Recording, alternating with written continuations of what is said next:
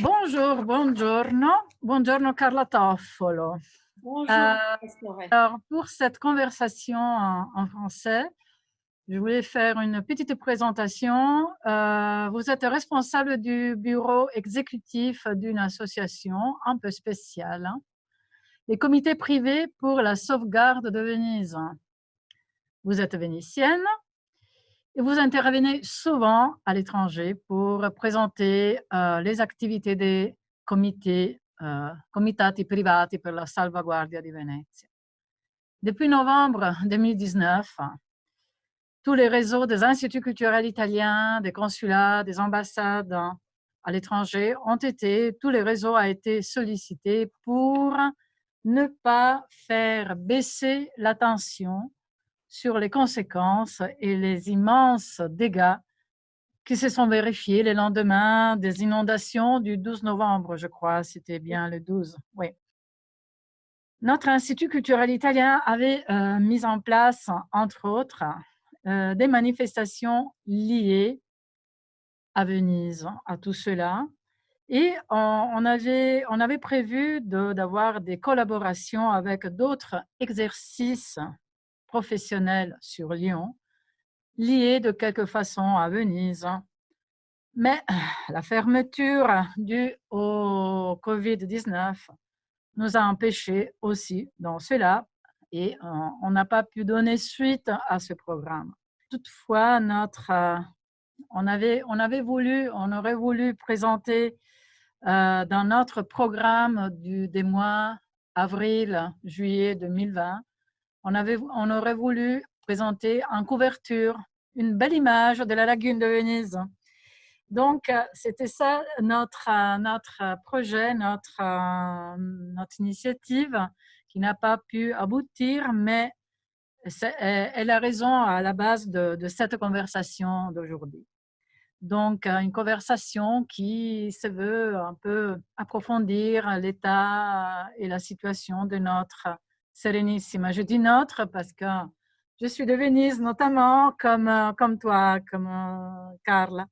Alors, je passe à une première question sous forme de présentation. Tu es à Venise maintenant et je voulais savoir depuis quand tu es en charge de la responsabilité de chef de ce bureau exécutif. Je m'occupe des comités privés depuis 2008. Donc depuis 2008, j'ai pris les postes de mon prédécesseur et je commençais à coordonner les activités de 21 organisations de 11 pays différents qui, depuis 1966, donc depuis l'Acqua on l'appelle comme ça, la grande marée qui avait inondé Venise le 4 novembre 1966. Donc, suite à cela, le monde entier s'est mobilisé. Le directeur général de l'UNESCO, René Maheu, à l'époque, c'était un philosophe, donc avait lancé un appel très très beau. Et il faisait appel donc à tous ceux qui se sentaient d'une façon ou d'une autre débiteurs de Florence et de Venise, de l'histoire, de ce que ces deux grandes villes nous ont appris à nous tous. Et finalement, Venise, par exemple, c'est notre ville, mais pas que la tienne et la mienne, ma chère Anna. C'est notre ville à nous tous, parce que c'est un site du patrimoine mondial. Un site du patrimoine mondial, donc c'est un site qui appartient à l'humanité tout entière.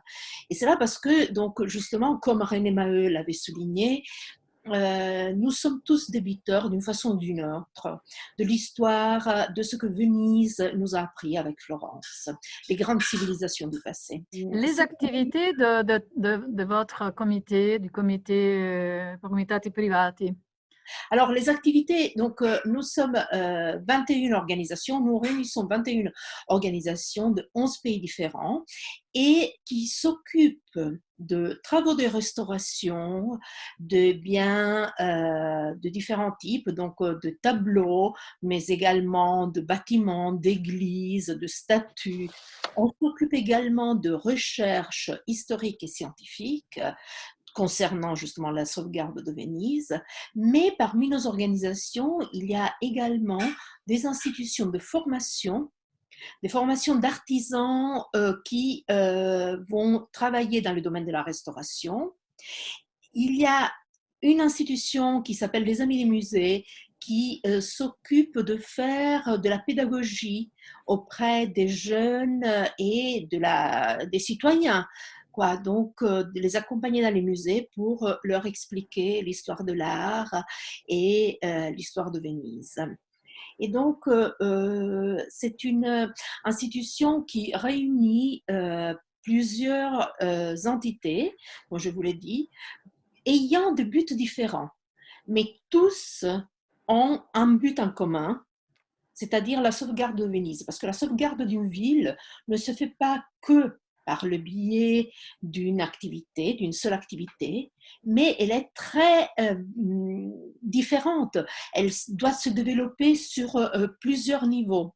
Et c'est pour cela que lorsqu'on engage une société ou un professionnel pour un projet de restauration, on engage un professionnel et des sociétés qui sont vénitiennes. Pourquoi?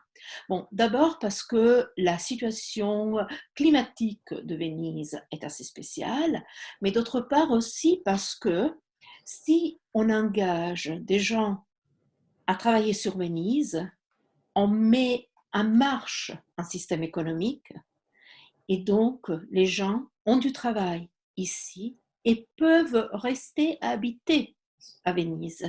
Surtout, ils peuvent garder les bases de l'artisanat spécifique par rapport à de certaines interventions qui ne se font que là et grâce Tout à fait. à la compétence, Tout à disons. fait, tout à fait. Il y a certaines techniques qui sont des techniques dans le bâtiment, par exemple le terrazzo à la vénitienne, qui est le sol que l'on retrouve dans tous les grands palais vénitiens. Eh bien, c'est une technique qui n'existe qu'à Venise et il y a quelques artisans à Venise seulement qui savent le faire. La mosaïque, par exemple, eh bien, les plus grands artisans restaurateurs continuent d'être à Venise. Un de nos comités, par exemple, est en train de travailler sur les mosaïques. C'est Save Venice, qui est un comité américain, qui est en train de travailler sur les mosaïques de Torcello, qui est l'une des plus anciennes églises de Venise, et de Murano. Euh, Donc, c'est vraiment la base du savoir-faire, aussi des métiers de l'artisanat qui sont sauvegardés. Ce n'est pas que le monument, mais c'est aussi non, la profession spéciale de ce groupe d'artisans et menuisiers, maçons et personnels qui travaillent dans les bâtiments. Maintenant, la ville, on a eu plein d'images, de renseignements par rapport à Venise lors du coronavirus, lors du Covid, où la ville était belle, propre, l'eau était claire, on y voyait presque tout les poissons qu'on a vus depuis toujours. Nous, qui étions plutôt habités à voir d'autres types de oui. petites bêtes dans la lagune. Mais alors, est-ce que le Covid a fait quelque chose de bien pour la ville? Et surtout, quelle est la situation maintenant, après 6 mois aujourd'hui, hier, c'était bien 6 mois, donc 5 mois, 6 mois. On voudrait savoir quelle est la situation à présent. Alors, la situation à présent est assez sérieuse, disons. Parce que tout d'abord, il y avait eu la grande marée, il y a eu la grande marée de novembre, du 12 novembre, que tu as mentionné tout à l'heure. Et ensuite, ce qui a fait diminuer énormément le flux de touristes sur Venise. Ça avait recommencé avec le carnaval au mois de février. Mhm. Du coup, le carnaval a été interrompu à cause justement du Covid.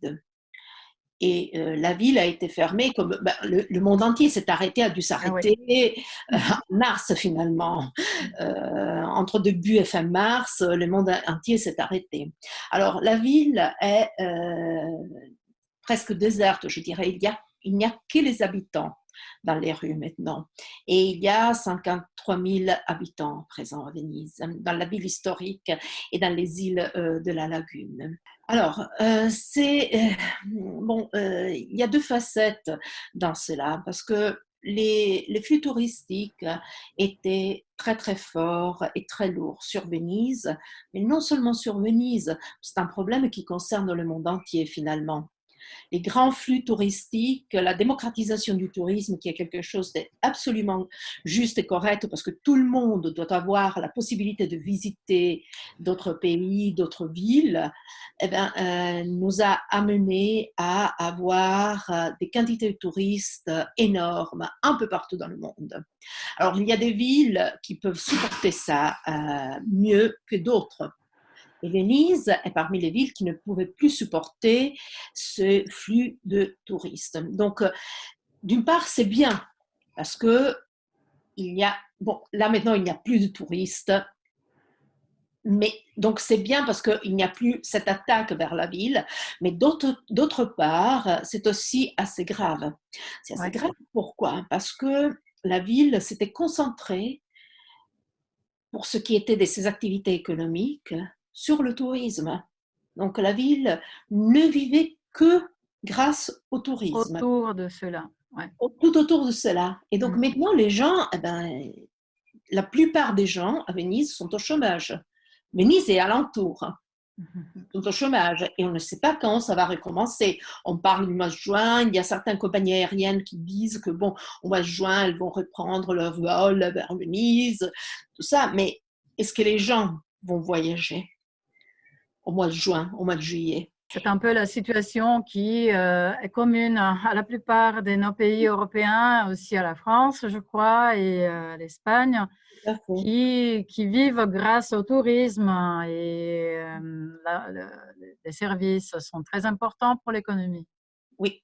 Alors, d'une part, je dirais, il s'agit là d'une situation qu'il faudrait saisir, d'une opportunité à saisir, parce que on a la possibilité de tout repenser, de tout réorganiser maintenant. On peut partir à zéro finalement, parce que tout a changé, tout s'est arrêté, donc c'est une opportunité à saisir.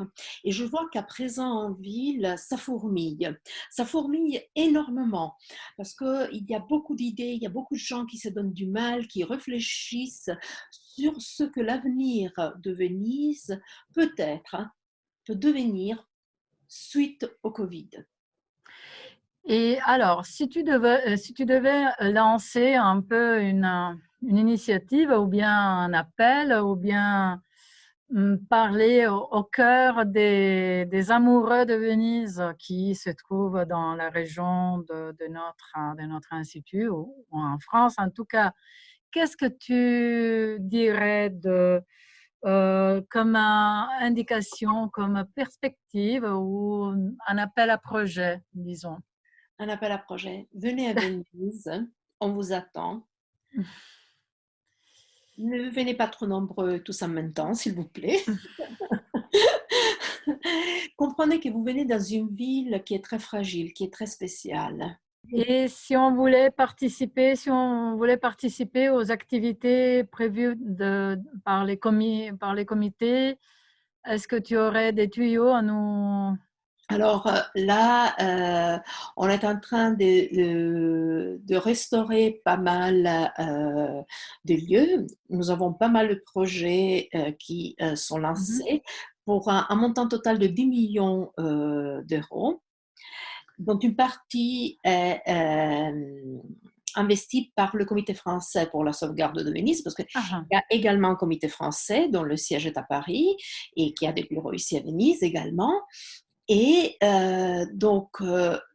si vous voulez, vous pouvez vous adresser à nous, prendre contact avec nous et on vous donnera des idées pour soutenir la ville concrètement.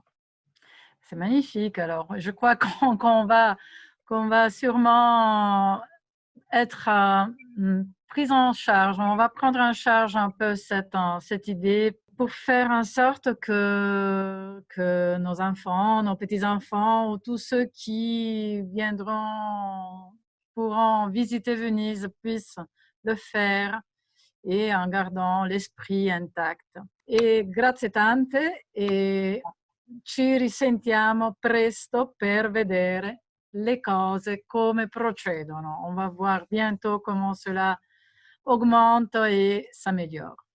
Avec plaisir. À très bientôt, à très vite, à Venise ou à Lyon. Perfetto, grazie.